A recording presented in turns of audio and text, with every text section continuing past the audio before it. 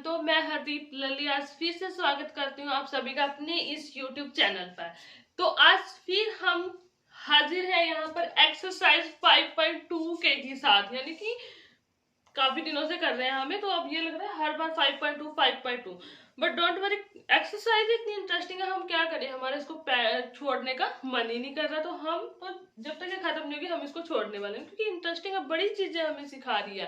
ठीक है ना, क्या सिखा रही है हमें? घूमना। जैसे हमारे आजकल हमारे आसपास हो रहा है ना कि लोग हमें अपनी बातों में घुमाते रहते और हम घूम भी जाते हैं कई बार। और ये एक्सरसाइज क्या करें कि ये भी हमें एक फॉर्मूला और वही हमें घुमाए जा रहे हैं और हम घूम नहीं रहे। हम क्या कर रहे हैं, उसको उसकी जो वो हमारे साथ चालाकियां चल रहा है उसको समझ रहे हैं और सॉल्व करते जा रहे हैं। ठीक है ना, यही चीज हमारी लाइफ में होता है, हमारे जो आसपास का एनवायरनमेंट है वो हमें घुमाया जाता है। तो ये हमें क्या बताती है एक्सरसाइज, कि हमें उनमें घूमना नहीं है, हमारी लाइफ भी हमें घुमाया जा रही है, हमें उनमें घूमना नहीं है, हमें उसको सॉल्व कर लेना है, क्योंकि फॉर्मूला तो वहां एक ही है ना। तो अब टाइम वेस्ट ना करते हुए, बातें बहुत कर ली, वैसे टाइम हम वेस्ट कर ही देते हैं, फिर भी बातें करते करते है ना क्वेश्चन पर आ जाते हैं। अब क्वेश्चन क्या कह रहा है हमारे पास, क्वेश्चन नंबर 16 15 तक हमारे हो गए थे। ठीक है ना, को इस एक्सरसाइज में टाइम लग रहा है, तो आप ये ना सोचो कि इसमें टाइम लग रहा है, आप ये सोचो कि हम कितने अच्छे से कर रहे हैं, हम कितना इसको अंडरस्टैंड कर रहे हैं, कितना हम इंटरेस्ट लेकर इसमें कर रहे हैं, है ना। बड़ी इजी सी एक्सरसाइज है और बड़ा ही इंटरेस्ट क्रिएट कर रही है, बहुत सारी बातें हमें सिखा भी रही है ये। मैं ठीक है ना, क्वेश्चन नंबर 16 क्या कह रहा है, determine the AP whose third term is 16 and seventh term exceed the fifth term by 12। ठीक है ना, ये इसकी क्या है, एक स्टेटमेंट दी हुई है। अब इस स्टेटमेंट को पढ़ के मुझे एक बात फिर दोबारा से याद आ गया है। ठीक है ना, अब बाद में आपको जरूर बताऊंगी, तो लेकिन उससे पहले एक बार हिंदी में भी पढ़ लेते हैं। ठीक है ना, वैसे ना क्या है इसकी स्टेटमेंट देख लेते हैं। वह एपी ज्ञात कीजिए जिसका तीसरा पद 16 है। एक एपी हमें बतानी है, एक एपी हमें बनानी है, जिसका क्या है हमारे पास, पहला पद तो क्या है, सॉरी, तीसरा पद 16 है और सातवां पद पांचवें पद से 12 अधिक है ना। तो इस क्वेश्चन को करने से पहले ना मैं आपको एक बात बता देती हूँ, आ जाती है मेरे को, वैसे मैं ज्यादा बातें नहीं करती बिल्कुल भी अपनी लाइफ में, लेकिन जब मैं यहाँ भी आती हूँ ना इस एक्सरसाइज में, ये यहाँ पर आती हूँ आपको पढ़ाने के लिए, मुझे बातें बड़ी याद आ जाती हैं, इसमें मेरी कोई गलती नहीं है। ठीक है ना, और काम की बातें होती हैं, कोई ऐसी बस बातें नहीं है। ठीक है ना, तो बात सुन लो कि ना, अब एक बात बताऊं मैं आपको कि ना क्या होता है हमारे पास, हम हैं बड़े ही इंजॉय करने वाले, भी बड़ा ही मजा करते हैं। अगर हमें कोई कहे भी हमें पार्टी में जाना है, किसी फंक्शन में जाना है, तो हमारे माइंड में आता है हमें खाना है, पीना है, डांस करना है और अपने दोस्त के साथ बातें करनी है और आ जाना है, यही हमारा एंजॉयमेंट है। अब आपको आपकी मदर बोल रही है कि आपको मेरे साथ शादी में जाना है और जरूर जाना है, और शादी कहाँ पे है, आपकी मदर के किसी रिलेशन में है, और वहां पर आप किसी को जानते नहीं हो। अब आप क्या सोच रहे हो कि शादी में जाकर क्या करूंगा, वहां पे मैं किसी को जानता नहीं हूँ, तो मेरा जो मेन मकसद है कि मैं वहां पे कैसे कोई कंपनी ज्वाइन करूंगा, कि वहां मैं किसी को जानता ही नहीं, तो मैं कैसे इंजॉय करूंगा। ठीक है ना, मैं तो पार्टीज में जाता ही इसलिए क्योंकि वहां पे मेरे को फ्रेंड्स मिल जाए और मैं फ्रेंड्स के साथ इंजॉय करूं। अब भाई यहाँ पर तो कुछ है नहीं, चलो जैसे भी हुआ, आप पहुंच गए अपने मदर के साथ मैरिज में। वहां पे आपने जब पहुंचे ना, आपने देखा कि ना वहां पर एक ऐसा इंसान है, आपका फ्रेंड है वो। ठीक है ना, आप उसको जानते हो और आपको पता है कि उसको भी आपकी तरह एक फ्रेंड बनाकर, एक कंपनी बनाकर इंजॉय करना, खाना, डांस करना, ये सब चीजें उसको भी पसंद है। तो भाई आप क्या कहोगे, भाई अब पार्टी में आया है, अब तो फिर इस फंक्शन में आने का हमारा जो मकसद है वो पूरा हो गया, अब तो हम इंजॉय करेंगे। आपके जो फेस पे जो आप वो उदासी लेकर गए थे ना, वो तो अब उतर गई। क्यों उतर गई, क्योंकि आपकी उदासी क्या थी कि हम इंजॉय नहीं कर पाएंगे, हम उसको अच्छे से अटेंड नहीं कर पाएंगे फंक्शन। लेकिन जब आपको अपना फ्रेंड मिल गया, भाई हो जाएगा सब कुछ, कंफर्टेबल हो गया, अनकंफर्टेबल पहले फील कर रहे थे, अब आप खुश हो गए। अब इस क्वेश्चन से पहले मैंने ये बात आपको क्यों बताई, अब देखो इस क्वेश्चन में, इस क्वेश्चन को भी ध्यान से रीड करो, और अगर अब तक आपने जो अब तक पढ़ा, ठीक है ना। अब तक जो 15 क्वेश्चन हमने किए वहां पर एक क्वेश्चन कुछ ऐसा था जो कहीं ना कहीं इससे मैच हो रहा था, कहीं ना कहीं इससे दिख रहा था कि जो इसमें है वो उस क्वेश्चन में भी था। तो कैसा था, अगर आपको दिख रहा है तो आप यहाँ भी खुश होने वाले हैं, जैसे आप वो फंक्शन में जाकर आप खुश हुए थे, आप यहाँ भी वैसे ही खुश होने वाले हैं। क्यों खुश होने वाले हैं? क्योंकि यहाँ भी आपको कुछ जाना पहचाना सा दिख गया जो आपको आता है, ठीक है ना। ये कुछ नया नहीं है, कुछ अलग से नहीं करने वाले, जो हमें आता है हमें वही दिखाई दिया है और हम वही कर रहे हैं, ठीक है ना। देखो वैसे मेरे को याद कराने की जरूरत नहीं है, आपको याद आ गया अगर आपने अच्छे से किया है। क्वेश्चन नंबर 10 में देखो, और इस क्वेश्चन में देखो क्या वहां पर कुछ ऐसा नहीं था 7 term exceed the 5th term by 12 था, ऐसा वहां जो किया था वही चीज हमें यहाँ पे करनी है, इसके साथ करनी है। देखो कैसे करनी है, चलो देख लेते हैं। अब हमें क्या करना है कि हमें एक एपी ज्ञात करनी है। एपी तो बाद की बात है, एपी हम कैसे निकालेंगे जब हमें ए का पता होगा। तो हमारा फिर माइंड मैप क्या कहता है, माइंड जो मैप होता है वो क्या कहता है कि एपी हम कैसे ज्ञात कर सकते हैं। हमें ए और डी का पता होना चाहिए, हमसे जितनी मर्जी बड़ी एपी ले लो, है ना, ये कहता है। लेकिन यहाँ तो इसने डायरेक्ट ना ए बताया ना हमें बताया डी, वो हम निकालेंगे। कैसे निकालेंगे, जो गिवन है हम उसी से निकालेंगे। अब गिवन क्या है, 3rd टर्म ए 3 दिया हुआ है हमारे पास 16, और उसके बाद ये जो हम क्वेश्चन नंबर 10 में पढ़ा था वो लाइन दी हुई है। तो हमारे पास क्या दिया हुआ है कि जो A7 है, अगर हम उसमें से A5 माइनस करते हैं तो हमारे पास 12 आ जाता है। ये चीजें हमें गिवन है, तो हम इसे कैसे सॉल्व करेंगे, तो सॉल्व कर लेते हैं। क्या दिक्कत है, कोई दिक्कत है ही नहीं, ये तो हमने किया ही हुआ है। तो देखो लिखते हैं इसका सॉल्यूशन। सॉल्यूशन क्या कह रहा है, हमारे पास सबसे पहले तो क्या दिया हुआ है, 3rd टर्म दी हुई है, लिखो यहाँ पे 3rd टर्म A3 यानी कि 16। अब A3 को क्या लिखेंगे, A plus 2D is equal to 16, ये बन गई हमारी इक्वेशन 1।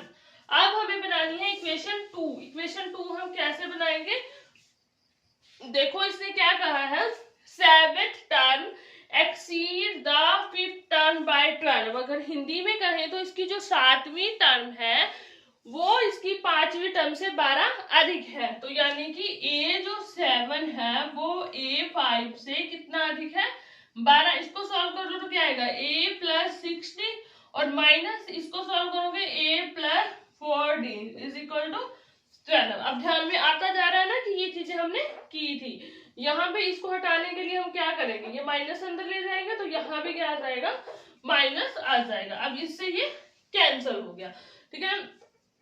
अब यहाँ से क्या बनेगा, 6D माइनस 4D, ये बन जाएगा 2D इज इक्वल टू 12। अब 2 से 12 कैंसिल 6, तो D की वैल्यू यहाँ पे कितनी आ रही है, 6 आ रही है। अब इस D को, ये होगी हमारे पास इक्वेशन 2, ठीक है ना। यहाँ पर पुट करेंगे D की वैल्यू को, तो क्या रखेंगे, D is equal to 6 put in equation 1। यहाँ पे रखेंगे तो क्या आएगा, A प्लस 2D की जगह 6 इज इक्वल टू 16।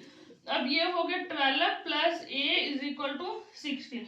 अब इस 12 को यहाँ से हटाकर इधर लेके आएंगे तो माइनस 12 हो जाएगा, तो A की वैल्यू यहाँ से कितनी आ जाएगी, 4A की वैल्यू आ गई। अब हमें एपी निकालने के लिए क्या चाहिए, ए और डी तो चाहिए था, ठीक है। हमारे जो माइंड मैप सेट किया था वहां पे हमें क्या चाहिए था, ए और डी ही तो चाहिए था इस क्वेश्चन को सॉल्व करने के लिए। ये आ गया तो हम एपी बना लेंगे।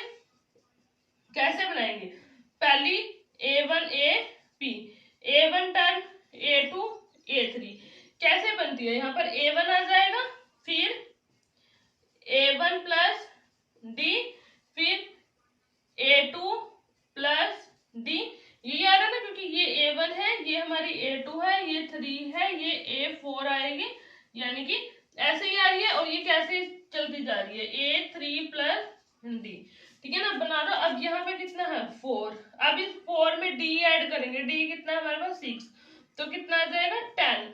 फिर इस 10 में हम क्या D ऐड करेंगे 10, यानी कि 10 प्लस 6 कितना हो जाएगा 16। फिर 16 में D ऐड करेंगे, 16 प्लस 6 कितना हो जाएगा 24 हो जाएगा, है ना। ऐसे करके ये हमारी चलती रहेगी। ये आ गई हमारे पास वो AP। क्या ना, इजी था, कुछ ज्यादा मुश्किल क्वेश्चन में नहीं था। ये हो गया हमारा क्वेश्चन नंबर 16। अब हम चलते हैं इसके नेक्स्ट क्वेश्चन पे, क्वेश्चन नंबर 17 पे, ठीक है ना। अब क्वेश्चन नंबर 17 हमारे पास क्या कह रहा है वो भी देख लेते हैं। क्वेश्चन नंबर 17 की अगर आप स्टेटमेंट पढ़ो, देखने में बड़ी इजी सी है, छोटी सी हमारे पास स्टेटमेंट है क्वेश्चन नंबर 17 की।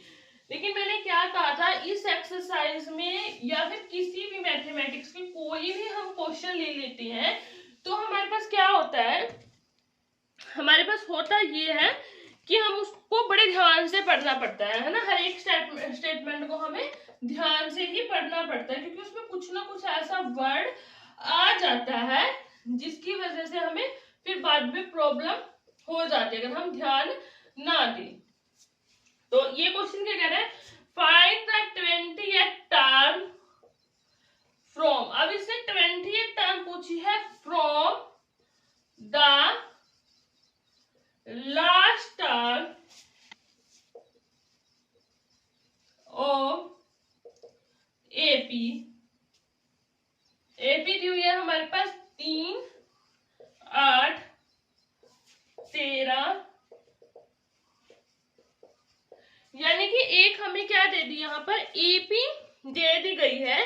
जहां पर हमें क्या किया हुआ, अगर एपी हमें दे दी, ये एपी हमारे पास एक दे दी गई है, यानी कि यहाँ पर ये एपी दे दी है और इसने क्या पूछा है। अब इस क्वेश्चन में थोड़ा सा डिफरेंस, हमारा मार्कर पता नहीं कहाँ चला जाता है, ये पढ़ा, ठीक है ना। अब ये क्या है कि find the 20th term from the last. अब दिक्कत क्या है, इसने हमें 20th टर्म पूछी है। अगर हमें यहाँ से पूछी होती 20th टर्म तो बिल्कुल निकाल लेते, दिक्कतें क्या थी, हमारे पास ए था, डी निकाल लेते और हम 20th टर्म निकाल लेते। लेकिन इसने ऐसा नहीं पूछा, इसने यहाँ से 20th टर्म नहीं पूछी। अगर यहाँ से पूछी होती तो A20 भाई A प्लस 19 डी करके निकाल लेते। ए हमें पता है, डी यहाँ से हमारे क्या होता है 8 माइनस 3 5 हो जाता, 20th टर्म निकाल लेते, कोई दिक्कत थी नहीं। अब दिक्कत क्या आ गई है, इसने इधर से नहीं पूछी 1 2 3 4 ऐसे करके 20th नहीं पूछी, इसने इधर से पूछी है, इधर से 20th क्या होगी, है ना, उल्टी साइड से पूछी है। तो क्या करें भाई, कुछ नहीं करना, बिल्कुल इजी है क्वेश्चन, घबरा गए हो आप तो देखकर भाई, लास्ट से कैसे बताएं, हमें तो आगे से निकालनी बड़ी मुश्किल से आई है, पीछे से कैसे निकाले, कुछ दिक्कत नहीं है। अगर इसने उल्टा पूछा तो हम भी उल्टे चल पड़ेंगे, दिक्कत तो कुछ भी नहीं है। एक बार हिंदी में रीड कर लेते हैं क्वेश्चन की स्टेटमेंट। क्या कह रहा है कि किसी सॉरी क्वेश्चन नंबर 17 है, हाँ, तो 17 की स्टेटमेंट एपी 3, 8, 13 253 में अंतिम पद से 20वां पद ज्ञात कीजिए, ठीक है ना। क्या क्या है इसने कि 3, 8, 13 253 एक एपी है, इसके लास्ट से अंतिम पद से इससे इधर चलकर 20वां पद ज्ञात कीजिए, ये इसने बोला है। कर लेते हैं, कोई बड़ी प्रॉब्लम वाली बात हमारे लिए है ही नहीं, क्योंकि अगर ये उल्टा चल दिया तो हम भी उल्टे चल देंगे, ठीक है ना। तो सॉल्यूशन देखते हैं, सॉल्यूशन हम कैसे करेंगे इसका। अब हमारे पास एपी क्या है, 3, 8, 13 2 5 3, ये एपी है। अब इधर से निकालना है ना हमें, इधर से निकालना ना, तो इस एपी को उल्टा करके लिख दो। लास्ट से निकालना तो हम लास्ट से निकालेंगे, तो हम क्या करेंगे, हम यहाँ पे लिख रहे हैं इसको 2 5 3, फिर ये डैश डैश करके 13 8 3, हमने भी उल्टा करके लिख दिया, है ना। जो ये पूछ रहा है हम भी वही करेंगे। अब करना क्या है हमें, अब यहां से देखो ए क्या बनेगा, ए यहां से बनेगा 2 5 3 बन जाएगा। अब डी क्या बनेगा, डी यहां से तो अगली टर्म है नहीं। अब हमें पता है कॉमन डिफरेंस तो हम जहां मर्जी से दो कंस्ट्रक्टिव क्या करेंगे कि दो लगातार जो नंबर आते हैं उनके बीच का हम अंदर अंतर निकालते हैं। बोलने में थोड़ी हो रही है तो कोई बात नहीं, भावनाओं को समझो, वर्ड पर मत जाओ। तो इसने क्या कहा, हमारे पास 13 और 8 के बीच का हम डिफरेंस निकालेंगे। निकालते तो कैसे है कि पिछले वाली में से अगले वाली टर्म माइनस कर दिया। अगर यहाँ से निकालो तो 8 में से 3 माइनस करते, 13 में से 8 माइनस करते। अब ये चल रही है हमारे पास, तो यहाँ से कर लेते हैं हम 8 माइनस 13, तो हमारे पास कितना आएगा, -5 आएगा, या फिर 3 माइनस 8 करोगे तो -5। अब एक बार ध्यान रखना, अगर हम उल्टे चल रहे हैं तो उल्टा बिल्कुल पूरा ही उल्टा चलना है, ठीक है ना, बिल्कुल पूरी तरह से उल्टा ही चलना है। अब ये नहीं है कि हाँ यार डिफरेंस 5 का लेके बैठ गए, डिफरेंस अब 5 का नहीं, हमने ये पूरी की पूरी जो ये क्या थी एपी है, इसको उल्टा करके लिख दिया है। पूरा उल्टा कैसे, जो सबसे लास्ट में था वो सबसे पहले, जो सबसे पहले था वो सबसे लास्ट में। अब हम इसको एपी मानकर चलेंगे, और कॉमन डिफरेंस डी तो हम कहीं से भी निकाल सकते हैं। अगर हमारे पास यहाँ पर एक संख्या होती तो वो भी हमारे पास -5 ही कॉमन डिफरेंस देती, हमने लास्ट से निकाले तो -5 ही कॉमन डिफरेंस आएगा, बस ये बात ध्यान रखना। अब हमें निकालना क्या है, ए 20, यही वैल्यू तो निकालनी है, क्योंकि एन तो हमारे पास क्या दिया हुआ है, 20 दिया हुआ है, और लास्ट से पूछा था तो हम लास्ट से तो चल रहे हैं।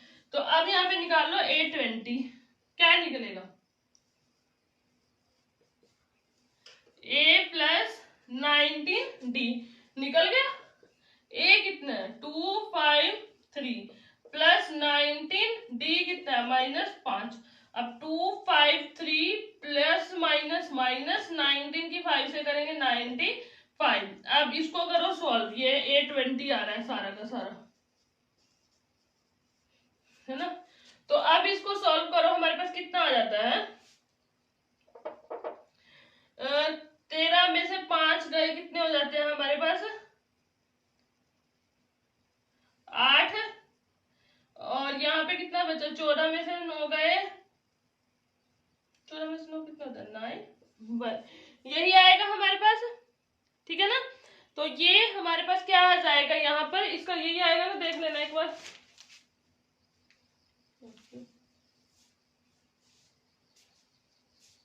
सॉरी गलत कर दिया ये, 14 में से 2 गए, कितना आएगा यहाँ पे 5 आ जाएगा, है ना, ठीक है ना। देख लेते हैं, 13 में से 5 गए तो कितने होते हैं 8, यहाँ पे क्या बचे 4, 14 में से 9 गए 5, 1, ठीक है। कई बार टीचर भी कंफ्यूज हो जाते हैं, कोई दिक्कत वाली बात नहीं है, है ना, मानते हैं हम, सॉरी। तो अब ये क्या है, A20 हमारे पास ये आ गया, कौन से टर्म का आया, इस टर्म का आया, हाँ ठीक है ना, इस टर्म में 20th पर यहाँ आएगा। अब यहाँ पे कहीं ना कहीं 20, तो इसमें तो उल्टा ही है, तो हम क्या लिखेंगे, तो हम क्या लिखेंगे 20th term from the last in AP, this is this, क्या बोला हमने, हम बोलेंगे 20th term from the last term of AP. अब लास्ट में किसके लास्ट में आई, इस एपी के लास्ट में तो आएगी, इसमें तो स्टार्टिंग में 20th आ गई, अब इस एपी के क्या आएगी, वो लास्ट में 20th आएगी, है ना, क्योंकि यहाँ से 20 चलो, यहाँ से 20 चलो, इधर से वो पहली 20 होगी, इधर से वो लास्ट वाली 20 होगी, लेकिन हमें यहाँ पहली 20 नहीं पूछी थी, हमें लास्ट वाली पूछी थी, तो हम क्या लिखेंगे 20th term from the last term of AP. AP क्या है हमारे 3, 8, 13, 253 इज 158, ये हमारा लास्ट में लिखा जाएगा, जो इस क्वेश्चन को जो हमने किया उसको पूरा का पूरा क्लियर करता है। अब चलते हैं हम नेक्स्ट क्वेश्चन की तरफ, जल्दी जल्दी से देख लेते हैं। हमारी कोशिश रहेगी कि आज इस चैप्टर को समाप्त कर दिया जाए, समाप्त इस एक्सरसाइज को समाप्त कर दिया जाए, ताकि हम नेक्स्ट एक्सरसाइज पर चले जाएं। हमें दिक्कत कोई भी नहीं आ रही है इस एक्सरसाइज को करते हुए, बस हमें ये 5.2 करते हुए दिक्कत आ रही है हर बार, है ना। तो अब क्वेश्चन नंबर 18 पर हम चले जाते हैं। क्वेश्चन नंबर 18 हमारे पास क्या कह रहा है, उसकी स्टेटमेंट एक बार मैं राइट कर देती हूँ। तो अभी इस क्वेश्चन इनको ना मैं जल्दी से करने की कोशिश भी इसलिए कर रही हूँ क्योंकि इसमें कुछ ज्यादा नहीं रह गया, वही जो पीछे है ना बस उन्हीं को जोड़ तोड़ कर ही आगे बताया गया। अगर आपने पिछले क्वेश्चन ध्यान से किए हैं तो ये करने कोई मुश्किल वाली बात नहीं है, बिल्कुल इजी है, इसलिए हम जल्दी से इसको फिनिश भी कर ही लेते हैं, है ना। This sum of the question number 18 की स्टेटमेंट रीड कर रही हूँ, तो देख लेते हैं हम क्वेश्चन नंबर 18 क्या कह रहा है हमारे पास। The sum of the fourth and eighth term of an AP is 24। तो इसका साथ के साथ हम जो ये बोल रहा है, साथ के साथ हम ये मैं बता देती हूँ कि क्या बोल रहा है ये, ठीक है ना। तो इसने क्या कहा है कि sum of fourth and term, fourth term यानी कि A4 प्लस A8, इन दोनों का जोड़ कितना है 24 है, यानी कि साथ के साथ सोल्यूशन ही कर लेते हैं, कोई मुश्किल चीज नहीं है इसमें। हाँ, इसमें जो बोला ये सीधी सीधी सीधी डायरेक्ट बात होता है, घूम फिर बोल लिया, यहाँ पे बिल्कुल सिंपल बात पे आ गया। इसने क्या कहा है कि जो हमारी ए फोर्थ टर्म है और ए टर्म है, इन दोनों का सम है 24 and the sum of the sixth and tenth term A, यानी कि अब दूसरी बात क्या कह रहा है, A6 प्लस ए जो 10 है इसका सम हमारे पास कितना है, वो है 44। अब find the first three term of the AP. अब एक एपी की पहली तीन टर्म्स बतानी है, पहले तीन टर्म्स के लिए हमें ए और डी चाहिए। ए और डी हमें बताया नहीं, हमें सिर्फ ये चीज गिवन है, इसी से हमें ए और डी की वैल्यू निकालनी है।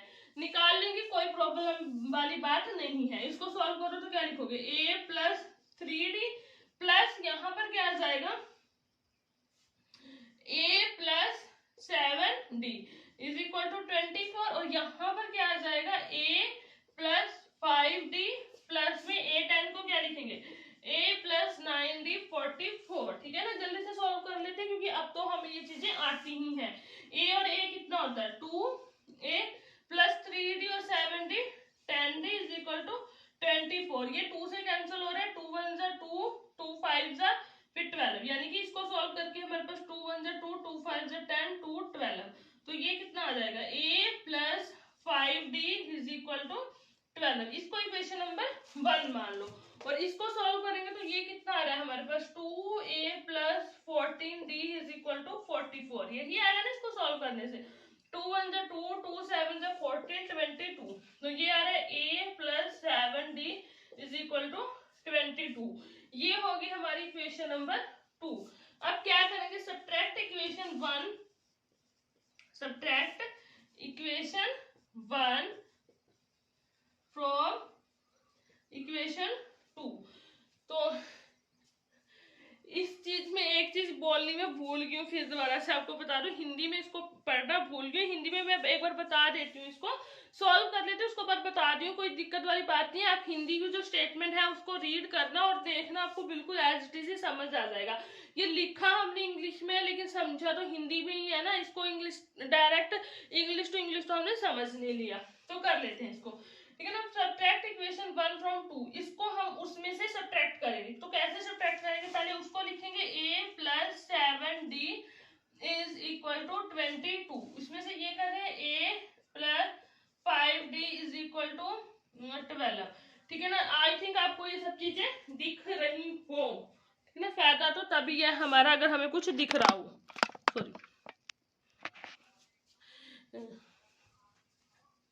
अब यहाँ से सब्ट्रैक्ट किया है तो क्या हो जाएगा, ये माइनस ए बी माइनस, ये कैंसिल, यहाँ पे कितना आ गया 2D इज इक्वल टू 10। अब यहाँ से हमारी D की वैल्यू क्या आ गई है, D की वैल्यू हमारी यहाँ से क्या आई है, देखो इसको से कैंसिल 5, तो D की वैल्यू कितनी आ गई 5 आ गई हमारी D की वैल्यू।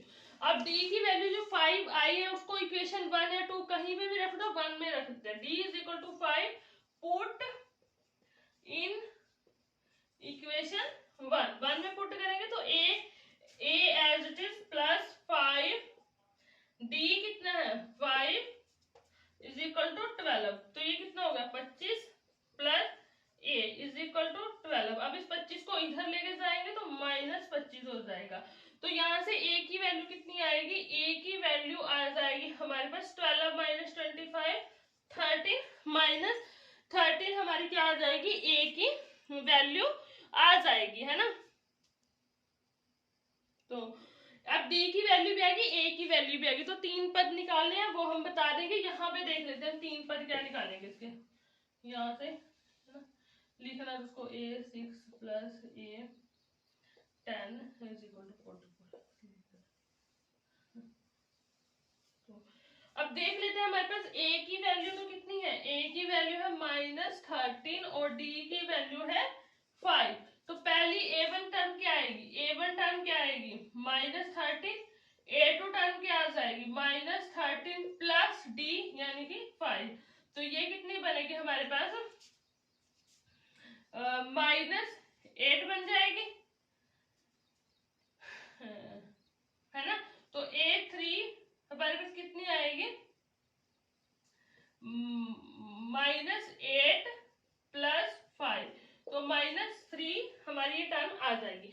3 ही टर्म पूछी थी, A1 A2 A3 यही पूछी थी, वो हमने बता दी, निकालनी आपको आई गई है। A1 A ही होता है, A2 A1 प्लस D होता है, A3 क्या होता है A3 A2 प्लस D हो जाता है, ठीक है ना। और हिंदी में एक बार मैं बता देती हूँ जल्दी से, कुछ खास है नहीं तो देख लेते हैं।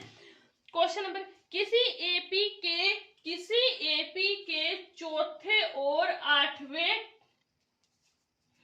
पदों का योग यानी कि उनका पदों का जोड़ 24 है, और छठे तथा 10वें पदों का योग 44 है। तो प्रथम 3 पदों का मान निकालें, ठीक है ना, इसने यही बोला। तो प्रथम 3 पद ज्ञात कीजिए, यानी कि प्रथम 3 पद ज्ञात करना यही था, सब कुछ हो गया सॉल्व, ठीक है ना। अब क्वेश्चन नंबर 19 की तरफ हम चलते हैं। ये क्या कह रहा है हमारे पास, इसकी भी स्टेटमेंट एक बार राइट कर लेते हैं टाइम। अब जल्दी से क्वेश्चन नंबर 19 की स्टेटमेंट हम रीड कर लेते हैं कि ये हमारे पास क्या बोल रहा है ना। तो देखो इसने क्या कहा है, सुभा राय स्टार्टेड वर्क इन 1995, यानी कि जो सुभा राय है उसने काम करना स्टार्ट किया 1995 में at an annual salary of the 5000, यानी कि 5000 पे उसको महीने का मिलता था। तो उसने क्या किया इस पे एनुअल सैलरी के ऊपर, यानी कि उसको 5000 रुपए एक साल के मिलते थे, and received an increment of the 200 each year, और 200 रुपए उसको इंक्रीमेंट मिलने लगा, यानी कि हर साल, पहले साल उसको 5000 मिले, उसके बाद उसको अगले साल 200 रुपए बढ़ाकर मिले, फिर उससे अगले साल उससे 200 रुपए आगे बढ़ाकर मिले, ठीक है ना। In which year did his income reach 7000, यानी कि कौन से साल में उसकी जो इनकम है वो 7000 हो गया। हर साल उसको क्या मिल रहा है, 200 रुपए बढ़ाकर मिल रहे हैं। 200 रुपए मान लो पहले साल उसको 5000 मिले, तो दूसरे साल 5200 रुपए मिलेंगे, तो तीसरे साल उसको कितने मिलेंगे, 5400 रुपए मिलेंगे, ऐसे करके उसकी बढ़ती जा रही है। तो कहीं ना कहीं उसकी बढ़ती हुई तो 7000 पे पहुंच ही जाएगी, तो कितना टाइम लगा, यानी कि कितने ईयर उसको लगे, तो वो हमें यहाँ पर बताना है। हिंदी में रीड कर देते हैं। शोभा राम ने 1995 में 5000 रुपए में मासिक वेतन पद कार्य आरंभ किया, यानी कि उसने मासिक, इसमें मासिक बोला हुआ है और इंग्लिश में एनुअली दिया हुआ है, ठीक है। तो इसने कार्य आरंभ कितने पे किया है, हमारे पास 5000 पर, मासिक या वार्षिक आता है इसमें, किया, और प्रत्येक वर्ष 200 रुपए वेतन वृद्धि प्राप्त की, और हर वर्ष, यानी कि यहाँ पे मासिक की बजाय वार्षिक आएगा, है ना, कि उसको वार्षिक कितना मिल रहा है, 5000 रुपए मिल रहा है, और हर ईयर, एवरी ईयर, हर साल उसको 200 रुपए बढ़ाकर मिल रहे हैं प्रत्येक साल। तो उसका किस वर्ष में उसका वेतन 7000 रुपए हो जाएगा, तो किस वर्ष में कितने टाइम लगेगा उसको 7000 वेतन होने में। तो सिंपल इसकी क्या बनाते हैं, एपी बनाते हैं। इसका सॉल्यूशन करने के लिए हम क्या करेंगे, इसका एपी बनाएंगे। उसको पहले साल कितना मिल रहा है, 5000, तो दूसरे साल उसको कितना मिलेगा, 200 रुपए बढ़ा रही है, यहाँ 5000 में 200 ऐड करेंगे तो 5200, फिर इसमें 200 ऐड करेंगे तो हमारे पास कितने हो जाएंगे, 5400 हो जाएंगे, ठीक है ना। ऐसे बढ़ाते बढ़ाते उसको कहीं ना कहीं 7000 मिलने स्टार्ट हो गया। अब उसको 7000 मिलने लगे, तो ये कितने टाइम लगा, कितना टाइम लगा वहां तक पहुंचने में, यानी कि कितनी सैलरियां उसको और मिली जहां वो पहुंच गया। तो कहने का मीनिंग है एन की वैल्यू निकालनी है। यहाँ पर ए दिया हुआ है हमारे पास 5000, और डी हमारे पास 200 हो गया, है ना। 5200 में से 5000 घटाएंगे, 200 का इंक्रीमेंट लग रहा है, तो डी 200 हुआ, और ए एन हमारे पास हो गया 7000। अब वैल्यू किसकी निकालनी है, एन की हमें वैल्यू निकाल लेंगे A N, A plus N minus 1 D. A N कितना है हमारे पास 7000, इज इक्वल टू ए की वैल्यू कितनी है 5000 प्लस n माइनस 1, डी कितना है 200। अब इसको इधर लेके आएंगे तो ये माइनस में हो जाएगा 5000 इज इक्वल टू, यहाँ पे 5000, 6000 में से 5000 माइनस करेंगे तो हमारे पास कितना होगा, 7 में से 5 जाएंगे तो 2000 हो जाएगा। और यहाँ पे क्या बचेगा n माइनस 1, ये 200 को इधर ले आएंगे बाय में 200 हो जाएगा, इससे ये कैंसिल हो गया तो ये कितना बचा 10। अब यहाँ पे n minus 1 is equal to 10, अब ये माइनस 1 को भी उधर ले जाएंगे तो 10 प्लस 1, n की वैल्यू होगी 11, यानी कि n 11 आया तो मीनिंग क्या है कि 11 वर्ष या फिर 11 ईयर्स उसको लगे, किसमें ईयर्स उसको लगे, क्या लिखा है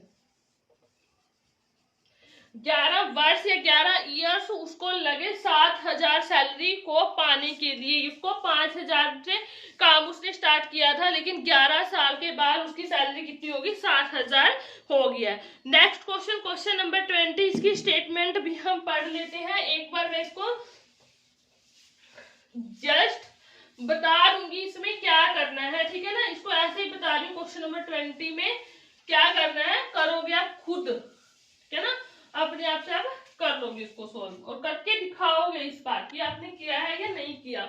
इस क्वेश्चन को, क्वेश्चन नंबर 20 को मैं नहीं सॉल्व करूंगी, बता दे रही हूँ कि करना क्या है। एक बार क्या कह रहा है कि ये Ramkali saved 5 rupees in first week of the year, यानी कि वो क्या कर रही है कि उसने क्या किया first week of the year, एक जो साल के पहले वीक में उसने कितने 5 रुपए क्या किए सेव किए, 5 रुपए सेव किए और उसके बाद and then increase the weekly saving, यानी कि साल के जो साल है पहले साल के पहले हफ्ते में उसने 5 रुपए, फिर उसने वीकली सेविंग अपनी स्टार्ट कर दी, यानी कि हर बार वो कितना इंक्रीज कर दिया, पहले उसने इतने किए फिर उसने 5 में क्या जोड़ दिया 1.75 जोड़ दिया, यानी कि 6.75। अब उसने दूसरे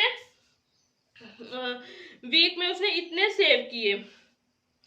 if in the nth week हर वीकली सेविंग बिकम, यानी कि वो ऐसे करती रही, हर टाइम वो कितना ऐड कर रही है, पहले उसने स्टार्टिंग कहाँ से की थी, यहाँ से स्टार्टिंग की थी, और वो हर बार ऐड कितना करते जा रही है 1.75 रुपीज ऐड करते जा रही है, यानी कि यहाँ पर ये कितना बनेगा, अगर हम इसमें ऐड करेंगे तो ये कितना बनेगा 50745 और यहाँ पर 7, यही बनेगा ना, ठीक है। यानी कि ऐसे करके वो इंक्रीज करती जा रही है, कहीं ना कहीं जाकर जो उसकी सेविंग है वो कितनी रुपीज हो जाती है, वो हो जाती है 20.75, ये हो जाती है। अगर हिंदी में पढ़े तो रामकली, हिंदी में पढ़ लेते हैं एक बार, रामकली ने किस वर्ष में किसी वर्ष के प्रथम सप्ताह में 5 रुपए की बचत की और फिर अपनी साप्ताहिक बचत 1.75 रुपए बढ़ाती गई, ये बढ़ाती गई तो